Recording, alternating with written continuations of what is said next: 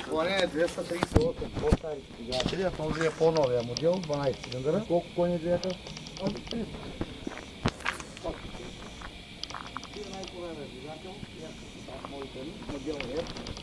На всяка глава отделна гарнитура, която е метална. Като на танковите двигатели? Подобен. Да. То се толкова. Той 236. Значи този двигател никога не може да издуха гарнитура. То да издуха и на? Не, то няма гарнитура, тя е метална. Знам бе, Главата червена става и върви, не спира. Виждаш отвънка буталата как се движат. Точно. Мале. Просто няма място къде Я го брати да го чуем като танк ли работа. Няма място къде да не е пипнат.